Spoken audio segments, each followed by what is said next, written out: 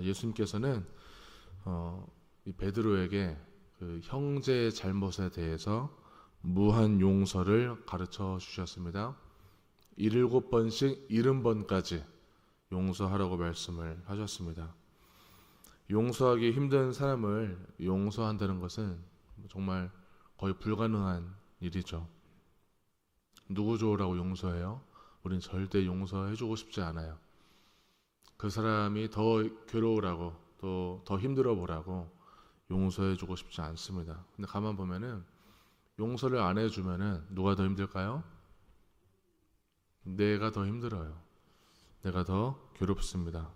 우리가 용서할 수 없는 사람이 한 명이라도 있으면, 내가 증오하는 대상 한 명이라도 있으면은 그 한 명과 비슷한 외모를 가진 사람만 봐도, 그 사람과 좀 비슷한 느낌의 사람만 봐도, 그 사람과 비슷한 말투를 쓰거나 그 사람이 느껴지는 어떤 습관을 갖고 있는 사람을 봐도 우리는 그 사람에게, 다른 사람에게 비슷한 감정이 생기는 거예요. 괜히 더 불편하고 괜히 껄끄럽고 꺼려지는 그런 감정이 생기는 것이죠. 그래서 이 증오심이라는 것은 먼저는 나를 파괴합니다. 많이 미워하면은 내가 더 괴롭고 힘든 거예요. 그 미움이 사라지지 않으면 내가 중독에 빠질 수도 있어요. 그리고 내가 괴물로 변합니다. 나도 모르게 서서히 천천히 내가 나를 파괴하는 것과 같습니다. 그래서 용서라는 것은 나를 위해서 먼저 절실히 필요합니다. 오늘 성경 이야기는 어느 왕에게 빚진 어떤 종이 나오는데, 그 빚진 금액을 거의 환산하기 어려울 만큼 너무나 많은 빚을 지었어요. 1만 달란트 빚인데 이거를 봉급으로 환산을 해봤어요. 제가 16년치도 아니고 16만 년치 봉급이에요. 그러니까 갚을 수 없는 이 상황에서 그 왕이 종에게 종의 몸과 처자식의 몸 그리고 재산 모두 다, 모든 재산까지 다 팔으라고 했습니다. 근데 애원은 하죠. 종은 그럴 수 없습니다. 도저히 지금 당장은 갚을 수 없지만 제가 꼭 갚겠습니다. 애원하면서 가족만큼은 좀 지켜달라고 애원을 했어요. 너무 불쌍한 나머지 불쌍한 마음에 그 종의 빚을 다 없던 걸로 해줬습니다. 그런데 단번에 그 은혜를 받은 거죠. 그 종은. 알고 보니까 그 종에게 다른 동료가 빚진 사람이 있었어요. 100데나리온, 100일치 봉급이에요. 16만 년치 봉급과 100일치 봉급은 너무나 현저히 차이가 큰데, 그 빚진 동료가 갚지를 못하니까 그 종이 그 동료에게 가서 멱살을 잡고 화를 내면서 갚으라고 막 소리쳤어요. 나중에 갚겠다고 하니까 감옥에 가둬 버렸습니다. 이거를 그 왕이 알게 됐어요. 형벌을 내렸습니다.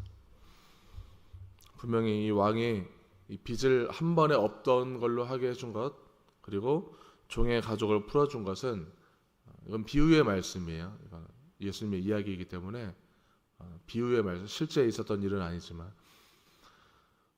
이거는 하나님의 그 구원과 은혜의 그림자를 의미하고 있습니다.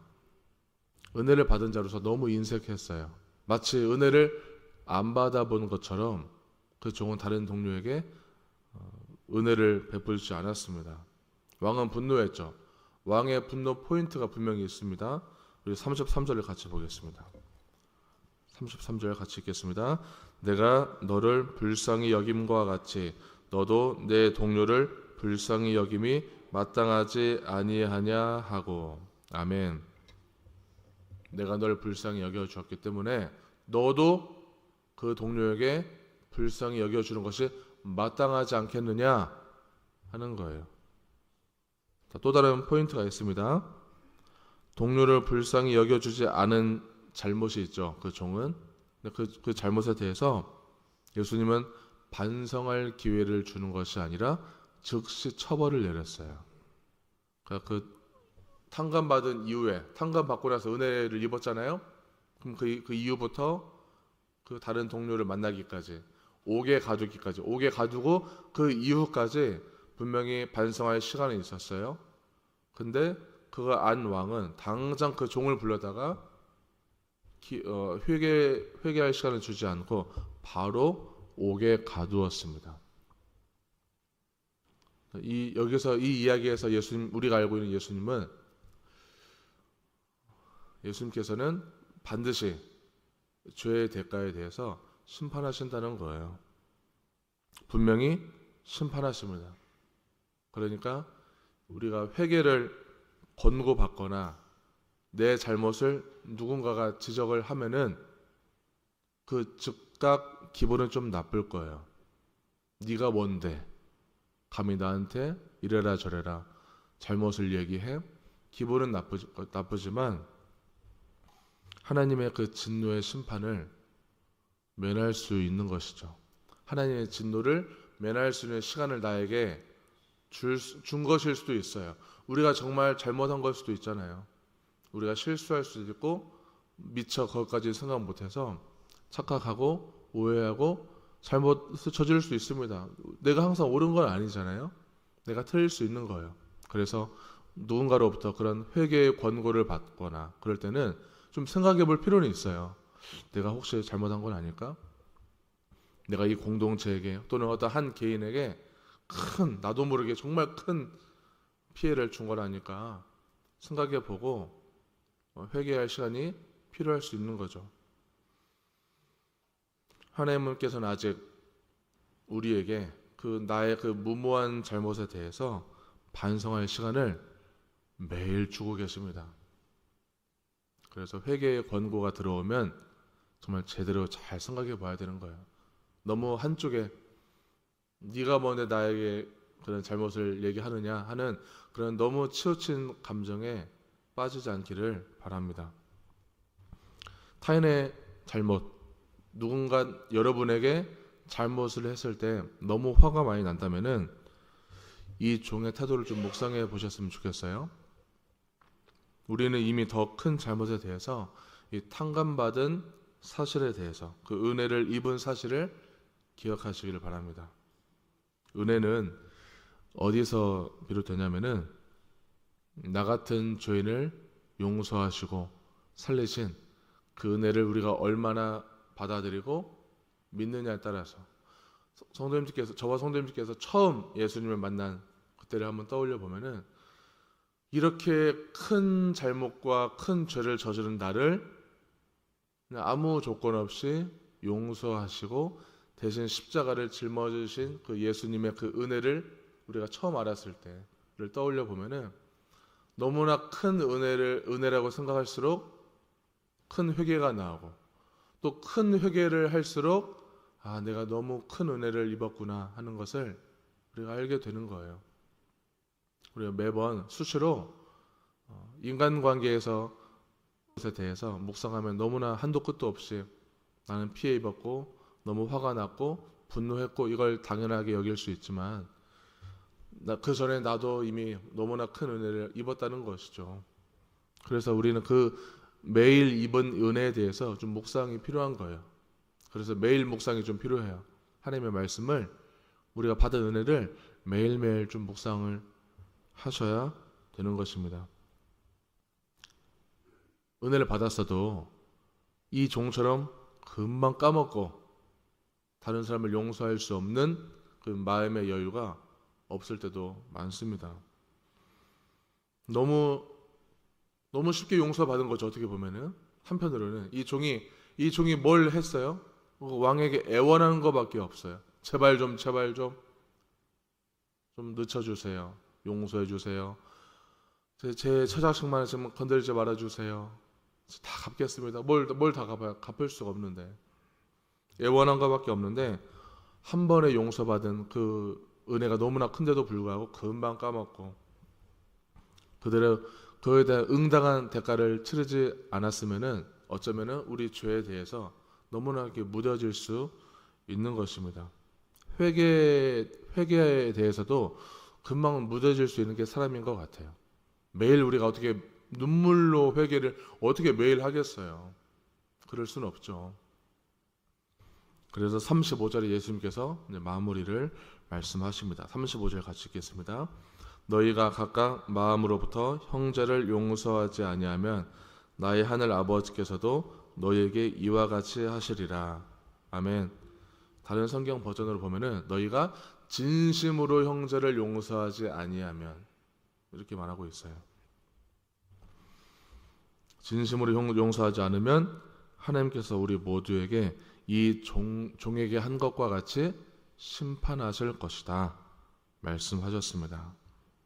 제가 서두에 얘기한 것처럼 심판은 회개가 없고 용서가 없을 때 내가 은혜를 잃어버리고 변질된다고 했습니다. 어떤 한 사람을 많이 미워하면은 그 사람을 닮아가요. 제가 어머니를 많이 미워해 보니까 알겠더라고요. 제가 어머니를 닮아간다는 것을 알게 됐고, 어머니뿐만이 아니라 어머니와 비슷한 사람을 보게 돼도 금방 그 어머니에 대한 증오심이 일어나더라고요. 어머니에 대한 증오심이 제가 해결되기 전에는 교회를 옮길 때마다 어머니와 비슷한 사람들이 다 있었어요. 그 어머니와 비슷한 명령적이고 지시적이고 훈계만 하고 설교하려고 하고 가르치려 들고 지정하고 고치려 드는 사람에게 어머니에 대한 비슷한 감정을 매번 느끼는 거예요. 누군가를 미워한다는 것은 이렇게 괴로운 일이라는 것을 알게 된 거죠. 그러면서 끊임없이 남 탓해요. 어머니가 저를 이렇게 키웠어요. 다 어머니의 잘못된 양육 태도입니다 하면서 남 탓하는 게 습관이 됐죠. 그러면서 관계가 고통스러웠어요. 목사인데 성도하고 싸워서 누가 이기겠어요? 당연히 제가 지는 거죠. 성도를 미워하면서 제가 고통스러워했던 과거가 있었습니다. 어쩌면 어머니로부터 상처받은 나 자신을 좀 용서할 필요가 있었습니다. 나를 좀 불쌍히 여기는 마음도 필요했어요. 내가 이렇게 힘들게 살았구나. 내 가정에서 먼저 가장 사랑받아야 할 내 아들이 어머니로부터 상처를 받고 힘들게 살아온 나를 먼저 좀 불쌍히 여겨주고, 내가 그렇게 힘들게 살았어. 사랑받고 싶었지. 그런 마음을 좀 알아줄 필요가 있었습니다. 그런데 제가 사춘기가 늦게 왔다고 했잖아요. 20대 중반에 사춘기가 오면서 모든 책임을 다 어머니에게 돌리고 다 탓을 어머니에게 하다 보니까 너무 피해의식에 쩔어 있는 거예요. 너무 피해의식을 많이 갖고 있었어요. 많이 갖고 있다 보니까 마치 피해를 당한 게 벼슬처럼 여겨지는 때가 있었어요. 난 이렇게 피해를 입었기 때문에 모든 것이 다 당신 책임이고 당신이 다시 나에게 잘 해줘야 됩니다 하는 그런 피해의식이 컸습니다. 마치 내가 세상에서 제일 힘든 사람처럼, 제일 내가 아픈 사람처럼 여길 때가 있었죠. 내 모든 죄악을 다 용서받은 그 십자가 사랑이 어제도 오늘도 지금도 계속 나에게 충만하게 지속되고 있다는 것을 또다시 깨달았어요. 하나님께서는, 예수님은